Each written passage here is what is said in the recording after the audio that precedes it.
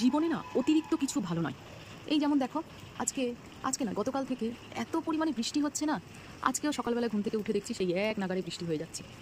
জীবনে অতিরিক্ত সত্যি জিনিসটা ভালো লাগে না। একটু গরমের পরে বৃষ্টি হলো ঠিক আছে, এত যদি এইভাবে কাদা কাদা কাদা রাস্তাঘাট হয়ে থাকে তখন কি আর ভালো লাগে? আর বৃষ্টি হোক, রোদ উঠুক, ঝড় উঠুক, সাইক্লোন হয়ে যাক, আমাদের রান্নাঘরে যেতেই হবে। চলো রান্নাঘরে যাই, কি রান্না করি আজকে দেখি, তোমাদের সঙ্গে শেয়ার করি। আজকে ভাবছি ওই কাতলা মাছের গতানুগতিক রান্না করবো না, কালিয়া বলো ঝোল বলো এরকম কিছু করবো না।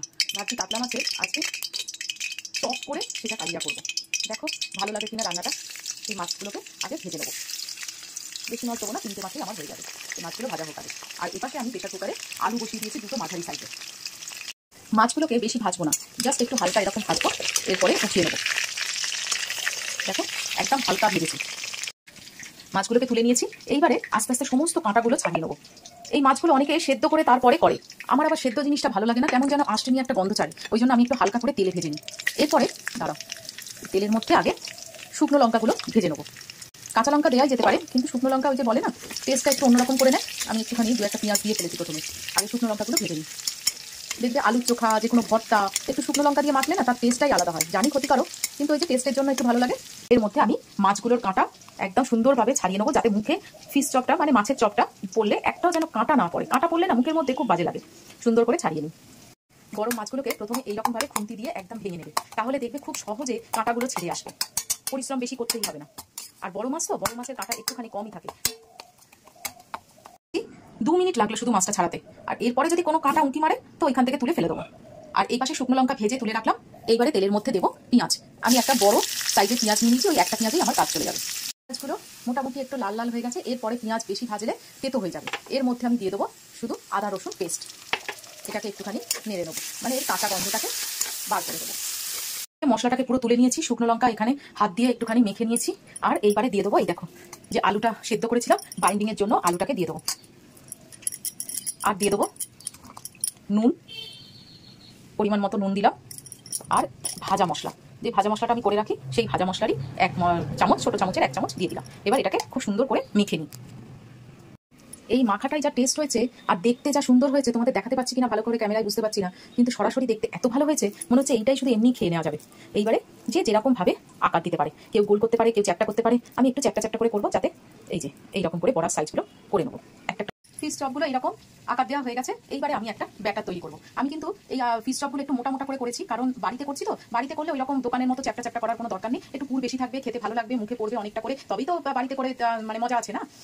এরপরে আমি ব্যাটারটা তৈরি করে নেবো।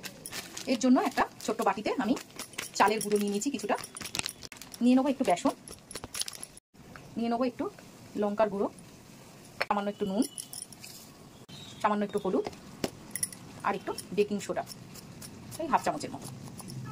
এবার এটা জল দিয়ে মেখে নেবো। এপাশে কড়াইতে আমি তেল গরম করে দিয়েছি, তেলটা আমার ভালো মতোই গরম হয়ে গেছে। এইবারে এই ব্যাটারটাও আমার তৈরি হয়ে গেছে, কিন্তু একটা একটা করে চপ নেব আর এই ব্যাটারে ডুবিয়ে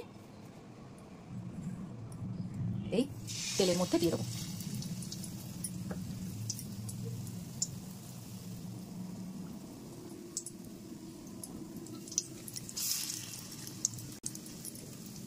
এই চপগুলো না ভাত দিয়ে যদি তুমি শুকনো মানে ভাতে ঘি নিয়ে বা ডাল দিয়ে যদি খাও না, খুব সুন্দর লাগে খেতে। কিন্তু ওই যে আমার বাড়ির কিছু কিছু লোক আছে যারা মেখে মুখে খেতে ভালোবাসে, তাই জন্য আমাকে আবার কালিয়া করতে হবে। কি তোমাদের সঙ্গে রান্না শেয়ার করবো বলো তো? এই ফিশ চপ ভাজার সঙ্গে সঙ্গে সব অর্ধেক নিয়ে চলে গেল, সবাই পালিয়ে গেল। এটাই নাকি খুব টেস্ট লাগছে। যাকে যা বড়া মানে ফিশ চপ আছে সেইগুলো নিয়েই আজকে কাজ চালাই। এই যে সব ফিশ চপ আমার ভাজা হয়ে গেছে, এই তেলের মধ্যেই আমি এখন পেঁয়াজ দিয়ে দেবো। পেঁয়াজগুলো একটু হালকা করে ভেজে নেবো। পেঁয়াজ আমার ভাজা হয়ে গেছে, এইবারে একটা পেস্ট দিয়ে দেবো। এটার মধ্যে আছে আদা রসুন, টমেটো একটা, কাঁচা লঙ্কা আর গোটা গরম মশলা আর একটু চিনি একসঙ্গে দিয়ে দিচ্ছি। সঙ্গে একটু হলুদ দিলাম আর পরিমাণ মতো নুন দিলাম। এবার এটা সুন্দর করে কষে নেবো।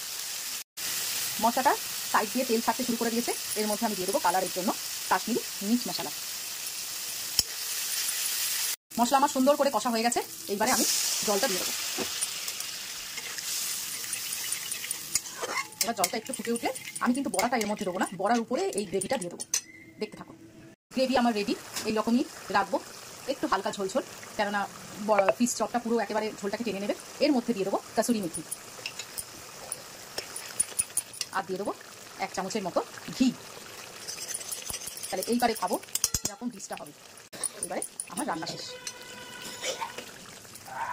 আমার ফিশ চপ কালিয়া রান্নাটা শেষ। দেখো কেমন হয়েছে। সত্যি বলছি, এই একটা ডিশ থাকলে না ভাতের পাশে আর কিচ্ছু দরকার লাগে না। রুই কাতলা যে কোনো মাছ মোটামুটি সবার বাড়িতেই আছে। একটু করে নিয়ে যদি অন্যান্য দিনের মতো ঝোল কালিয়া ঝাল এইসব না করে ফিশ চপ করে এইরকম করে কালিয়া করে ফেলো, তাহলে আমার মনে হয় খুব সুন্দর খেতে লাগবে। একটা অন্যরকম ডিশ হয়ে গেল। আর এটা কালিয়া না করে ভাজা করলেও খুব সুন্দর খেতে লাগে, ভাজা করেও খেতে পারো, তোমাদের যা ইচ্ছা। তাহলে টাটা।